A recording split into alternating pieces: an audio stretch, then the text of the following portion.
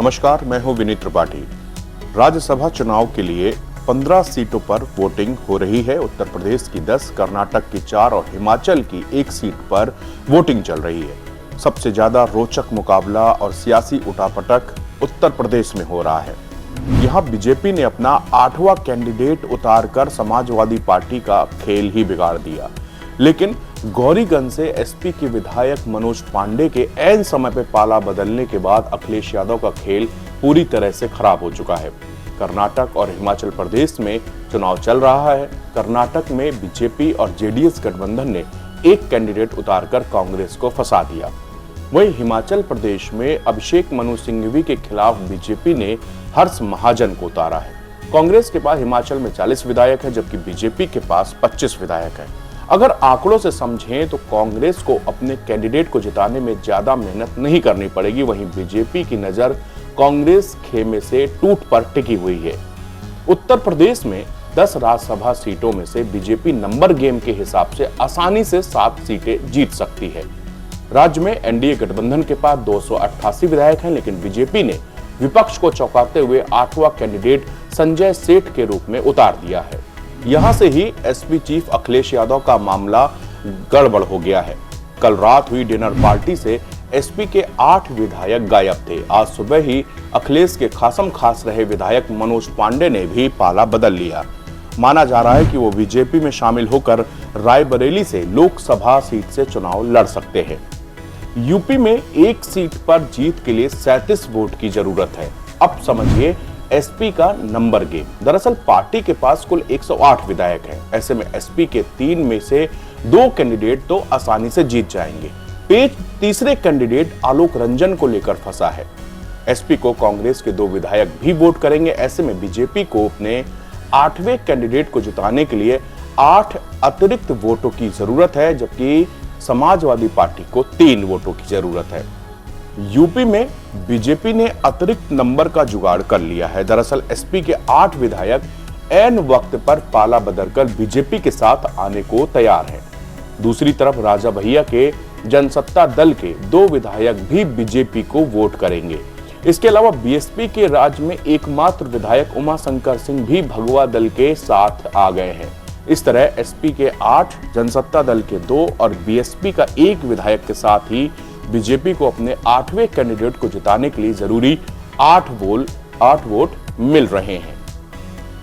कर्नाटक की 224 सदस्यों की वाली विधानसभा में जीत के लिए हर राज्यसभा कैंडिडेट को कुल 45 वोटों की जरूरत होती है। राज्य में कांग्रेस के पास 134 विधायक हैं। इसके अलावा पार्टी ने 3 और अन्य एमएलए के समर्थन का दावा किया है। बीजेपी के पास 66 विधायक हैं। जेडीएस के पास 19 विधायक हैं। कांग्रेस राज्य की 4 सीटों में से 3 पर आसानी से जीत रही है। जेडीएस ने कुपेंद्र रेड्डी के रूप में 5वां कैंडिडेट उतारकर पेच फंसा दिया है। राज्य में बीजेपी और जेडीएस के गठबंधन है। चौथी सीट के लिए बीजेपी के पास अतिरिक्त 21 वोट हैं, जबकि जेडीएस के 19 वोट हैं, यानी कुल मिलाकर 40 वोट। अगर दोनों मिलाकर कांग्रेस में सेध लगाने में कामयाब रहे तो जेडीएस का कैंडिडेट भी चुनाव जीत सकता है। कांग्रेस ने चुनाव से पहले किलेबंदी की थी। मोर्चा खुद डीके शिवकुमार ने संभाला है। कांग्रेस की तरफ से अजय माकन, नासिर हुसैन और जीएस चंद्रशेखर चुनाव लड़ रहे हैं। बीजेपी की तरफ से नारायण एस भागंडे मैदान में है। हिमाचल प्रदेश की बात करते हैं तो यहाँ पर एकमात्र राज्यसभा सीट के लिए भी चुनाव हो रहे हैं। कांग्रेस के पास 40 विधायक है और यहाँ किसी भी उम्मीदवार को जीत के लिए प्रथम वरीयता के 35 वोटों की जरूरत होती है।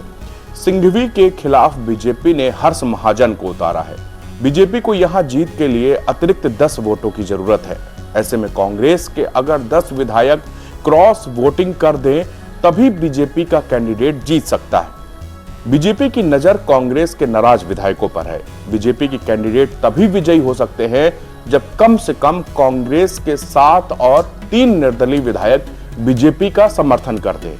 दूसरी स्थिति ये हो सकती है कि अगर कांग्रेस के 13 विधायक मतदान के दौरान अनुपस्थित रहे, लेकिन ऐसा हो पाना थोड़ा मुश्किल लग रहा है। और अब खबर यह भी आ रही है कि हिमाचल में कांग्रेस के 8 विधायकों ने क्रॉस वोटिंग की है।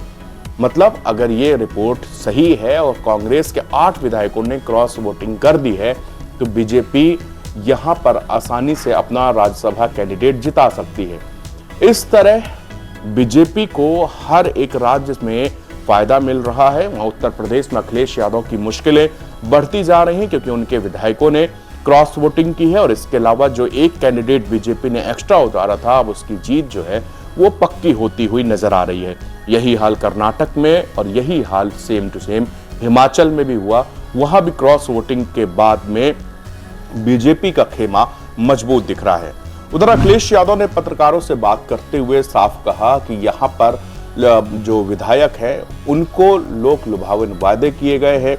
उन्होंने कहा यहां तक तो मैंने सुना है कि पैकेज की भी बात हुई है, यानी कि विधायकों की खरीद फरोख्त का आरोप सीधे सीधे यहां पर अखिलेश यादव लगा रहे हैं। लेकिन लोकसभा चुनाव से ठीक पहले इस तरह पार्टियों के अंदर उनके नेता का छोड़ के दूसरी पार्टी ज्वाइन करना जाहिर तौर पर निश्चित तौर पर ये उनके लिए एक बड़ा झटका हो सकता है।